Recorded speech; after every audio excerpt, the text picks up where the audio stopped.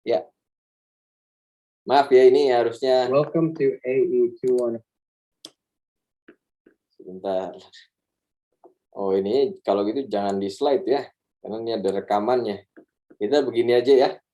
Saya harap semuanya terlihat jelas. Sip. Ya. Oke, sekali lagi, ini Anda lihat di buku Anda, referensinya. Ini bab 9 itu bicara tentang gas power system. Ya. Kenapa dibilangnya gas power system? Tentu karena fluida kerjanya, ya, fluida kerjanya ini fasenya fase gas.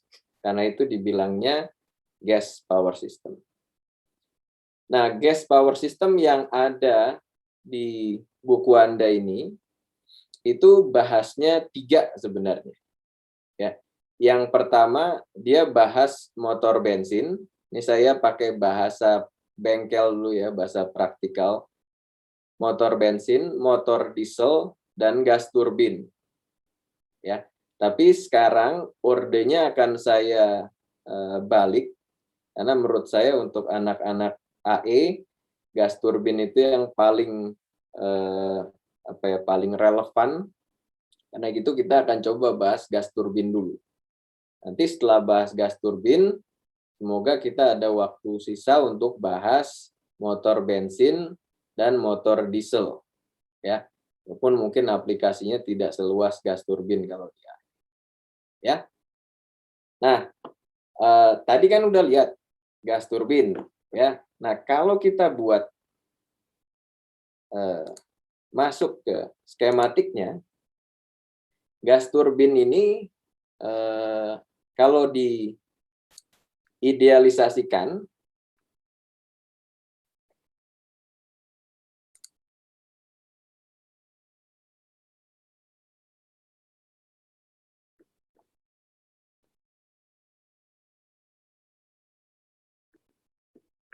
kalau di gas gini Mas.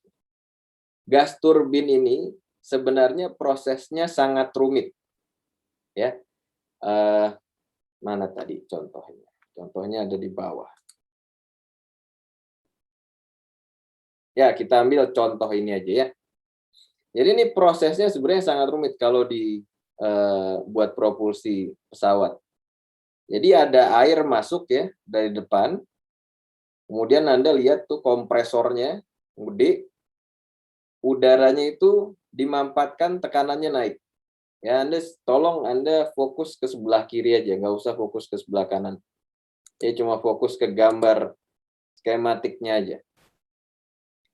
Jadi dimampatkan, tekanannya naik. Nah, ketika tekanannya naik, Anda masukkan tuh bahan bakar aftur atau bioaftur tuh yang sekarang sedang ramai ya.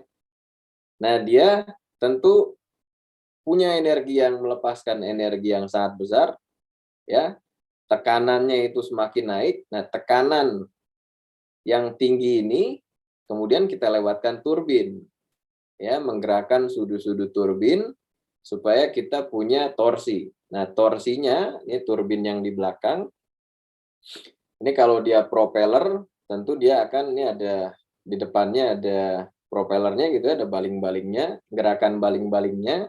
Nah, baling-balingnya itu yang kemudian mendorong udara ke belakang sehingga pesawatnya bisa maju, terus kemudian Anda punya lift. Atau kalau misalnya jet seperti ini, tentu kecepatan gas hasil pembakarannya itu tinggi sekali, dia punya energi kinetik yang tinggi. Sehingga dia punya thrust. Tadi udaranya itu mendorong udara yang ada di belakang, kemudian Anda punya hukum ketiga Newton, kalau misalnya udara dorong ke belakang, maka dia akan dorong pesawatnya ke depan. Sehingga pesawatnya punya thrust, dia maju, kemudian Anda punya lift. Ya. Nah, Anda bisa bayangkan nih, ini proses yang sangat-sangat rumit. Ya.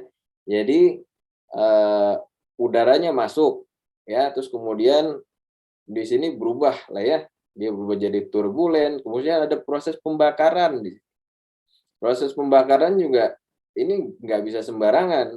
Pembakarannya tentu kalau bisa pembakaran sempurna, ada reaksi kimianya. Kemudian di mana letak-letak saya harus melakukan proses pembakarannya supaya dia uniform, sehingga semua fluida atau si udaranya ini, si gasnya ini, semua energinya bisa koheren, dimanfaatkan secara optimal untuk gerakan si turbinnya. Atau kalau misalnya turbojet, supaya semuanya itu energi kinetiknya maksimum keluar. Jadi ini suatu proses yang sangat-sangat rumit. Nah, tentu ketika kita mencoba menganalisa sesuatu, rule of thumb sebagai engineer, kita akan berusaha mensimplifikasi dulu.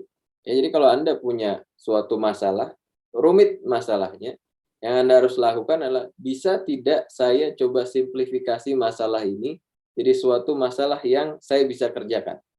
Sesimpel mungkin dulu. Nah, nanti setelah tadi asumsi-asumsi tadi mulai kita hilangkan, kemudian masalahnya jadi sedikit lebih rumit. Anda coba selesaikan lagi. Anda dapat informasi